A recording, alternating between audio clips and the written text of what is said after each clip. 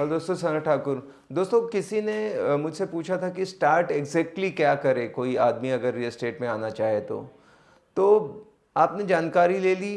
अब मतलब आपको एक रेरा का रजिस्ट्रेशन करना पड़ता है। ऑनलाइन हो जाता है। अब जैसे पूना में है तो 10,000 लगता है इंडिविजुअल का, और अगर आप कंपनी या पार्टनरशिप फॉर्म करते हैं तो वो 1 लाख रुपए लेते हैं। या बहुत सारे ऐसी सर्विस प्रोवाइडर हैं जो आपको बना के दे देते हैं, उनको जो भी लगती है डिटेल आप दे दें तो, क्योंकि बहुत सारे स्टेट हैं उनका डिफरेंट डिफरेंट मेरे ख्याल से चार्जेस है। तो आपको रेरा एक रजिस्ट्रेशन करना बहुत ज़रूरी है अगर आप रियल एस्टेट में इंडिया में बिज़नेस करना चाहते हैं 2016 के बाद। तो बस अब बिज़नेस स्टार्ट हो गया। अब आगे क्या करना है? कोशिश, अगर आपके पास पैसा है तो भाई आप ऑफिस ले लो, स्टाफ हायर कर लो, ये चीज़ें। अगर आप चाहते हो कि जैसे मैंने किया था तो बस मैंने घर से ही पहले चालू किया।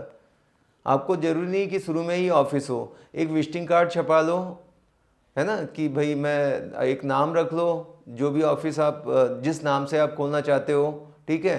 आपने वो नाम सेलेक्ट कर लिया, उसके बाद रेरा का रजिस्ट्रेशन कर लिया, घर का ही एड्रेस देके वहाँ से आप काम करना चालू कर दें।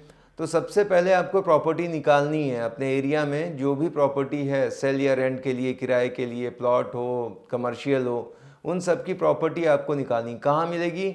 ऑनलाइन जाके सर्च करो और आपको निकालना। अभी क्या है, जब मैं आया था तो आप चाहे जितनी प्रॉपर्टी निकाल लेते थे। 99 एकड़ मैजिक ब्रिक से, कॉमन फ्लोर तब हुआ करता था, क्विकर था, ओएलएक्स था। पर अब सब जगह रिस्ट्रिक्शन आ गए हैं, तो 5-10 प्रॉपर्टी आप निकाल पाते हैं एक नंबर से या एक दिन में। आप देख लेना कि वहाँ पर कैसा है, तो आप जितना भी मिल सके आप वहाँ से प्रॉपर्टी निकाल लें। क्योंकि बिज़नेस स्टार्ट किया तो प्रॉपर्टी होनी चाहिए। आप खुद ही बैठे, मैंने मतलब ऑनलाइन आप एक एक्सेल शीट बना लें और उसके अंदर सब एंट्री करते जाएं। और सिंपल उसके लिए स्क्रिप्ट ये रहेगी कि सर मैंने आपका एक 99 एकड़ पे देखा था, आप अपना घर बेचना चाहते हैं। तो अगर वो हाँ कहे तो कहना कि ठीक है सर, आप उसकी मुझे थोड़ा सा डिटेल में उसकी इन्फॉर्मेशन दे दीजिए। वो बताएगा कि मेरा 2 BHK है, 3 BHK है, इतना प्लॉट है, जो भी है आप उसको नोट कर लें। और दिखाना है तो उसे कब दिखा सकते हैं, थोड़ा बहुत निगोशिएबल है या नहीं है, वो सारी जानकारी आप उससे ले लें। तो ये काम है। और ऐसे करके सारी प्रॉब्लम तो बहुत सारी तो जो ऑनलाइन आई है, होगा क्या कि कई तो भी बिक भी चुकी होगी या किराए की प्रॉपर्टी जा भी चुकी होगी। बट आप पूरा करते जाएंगे तो आपको काफ़ी आइडिया आ जाएगा। जब आप 20-25 लोगों से बात करेंगे तो एक अंदाज़ा कि वो लोग क्या कर रहे हैं। कई बार वो जब आप पूछोगे तो वो आपसे भी पूछ सकते हैं। पर आपने जब ऑनलाइन निकाली थी, मतलब प्राइस के बारे में बता रहा हूँ, तो ऑनलाइन निकाली थी तो क्या हुआ, वहाँ पे उन्होंने लिखा ही था कि मुझे इतने में बेचना है। तो आपको आइडिया आते जाएगा कि प्रॉपर्टी क्या है और क्या मांग रहे हैं, कौन सी सोसाइटी कहाँ पर है।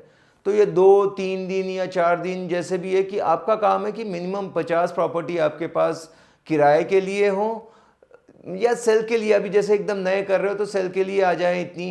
पर मेरा जो बेस्ट माना जाता है 200 प्रॉपर्टी हो सेल की और 50 प्रॉपर्टी हो किराए की। इस तरह से आप बिज़नेस चालू कर सकते हैं। पर ऐसा नहीं कि वो नहीं हो रही तो आप बैठे रहोगे। 5 भी मिल जाए आप काम तो चालू कर सकते हो उसके ऊपर। अब शुरू में क्योंकि मुझे ज़्यादा जानकारी नहीं थी तो मैं जितनी भी प्रॉपर्टी ये निकालता था मैं उनको जाके विजिट भी कर लेता था। क्योंकि क्लाइंट आएगा तो मुझे उतना एरिया का नॉलेज नहीं है, तो कौन सी गली में क्या है, और वो जब मेरे साथ रहे तो मुझे सब पता होना चाहिए। नहीं तो बहुत नॉलेज होना चाहिए कि इसके ग्रोथ फैक्टर क्यों है, क्यों यहाँ लोग घर खरीदना चाहते हैं। यहाँ पे आईटी इंडस्ट्री है, यहाँ पे मतलब बहुत सारे एजुकेशनल इंस्टीट्यूट है, आर्मी के बहुत सारे बेस हैं, तो वो समझता था कि क्यों यहाँ पर लेना एक अच्छी चीज़ है। हमेशा बताएं क्लाइंट को, नहीं बताएं वो अलग बात है, पर जानकारी अच्छी मैंने अपनी हासिल कर ली थी। क्योंकि जितना ज़्यादा आपका नॉलेज होगा आपका कॉन्फिडेंस बढ़ेगा। जितना कॉन्फिडेंस बढ़ेगा उतना ज़्यादा आपके चांसेस होंगे कि आप सामने वाले को बेच पाओ चीज़ें, क्योंकि वो आपका कॉन्फिडेंस बहुत मायने रखता है। तो प्रॉपर्टी निकाल लेनी है। उसके बाद आपको कोई ना कोई एक पैकेज लेना पड़ेगा जिससे कि जहाँ पे आप लिस्टिंग करो और लीड जनरेट हो। आप अपने लोगों से भी बात करें, आप अपने डीपी स्टेटस पे भी लगाएं इन सारी चीज़ों को कि मैंने एक नया वेंचर स्टार्ट किया है, मैंने रियल एस्टेट चालू किया है। प्रॉपर्टी के कुछ छोटे मोटे वीडियोज़ वगैरह जो है ना 30 सेकेंड के, जैसे आप लगा सकते हो, स्टेटस डीपी पे लगाओ। ये तो हो गया जहाँ पे पैसा खर्च नहीं होगा, लेकिन थोड़ा सा आप पैसा भी खर्च करें और कोई ना कोई पैकेज, जैसे 99 एकड़ मैजिक ब्रिक या हाउसिंग का आप जितना एफर्ट कर सकते हैं, 1 साल का ले सकते हैं, 6 महीने, 3 महीने का, अगर कम पैसे हैं 3 महीने से शुरू करो। अगर कोई 1 महीने का भी कुछ देता है तो फिर उतना लेके और वापस से फिर री इन्वेस्ट कर सकते हो। तो थोड़े महंगे होते हैं ये, 30-40 हज़ार, डिपेंड करता है सिटी पे। काफ़ी ये लोग आते हैं तो नेगोशिएट करते हैं, ऑनलाइन इनके नंबर मिल जाएंगे। तो आपके पास क्या हो गया, बिजनेस करते हैं तो हमारे पास कोई चीज़ सेल करने के लिए होनी चाहिए और उसे खरीदार होना चाहिए, और हम मीडिएटर बन जाते हैं। अब जैसे यहाँ से लीड आ गई, मैं एक सिंपल सी चीज़ है, जब मुझे लीड आती है मुझे मेल और मैसेज पे, तो मैं उनसे पूछूंगा सर आपका मुझे रेफरेंस मिला था, आप कुछ प्रॉपर्टी देख रहे हैं खरीदने के लिए? वो बोलेगा हाँ मैं देख रहा हूँ। तो अब जो उसकी रिक्वायरमेंट है मैंने समझ लेनी है, और वो जो जो मेरे पास हैं वैसी मिलती जुलती उस बजट में, उस साइज़ में, उस सोसाइटी में, वो मैचिंग वाली प्रॉपर्टी एक दिन लाइनअप करना है और उसको विजिट कराना है। जब आप विजिट कराओगे उसके बाद कुछ लोग लेंगे, कुछ नहीं लेंगे, कुछ उनके क्वेश्चन रहेंगे, वो आपको नॉलेज के साथ आंसर करना है। तो ये चीज़ें हैं। और एक अच्छा लॉयर है जिससे आप प्रॉपर्टी के पूरे ट्रांजेक्शन में उसकी मदद ले सकें। बस ये शुरुआत है, इस तरह से आपको स्टार्ट करना है। आगे क्या है तो हम अगले वीडियो में बात करेंगे। मिलते हैं अगले वीडियो में। Bye bye, take care, thank you.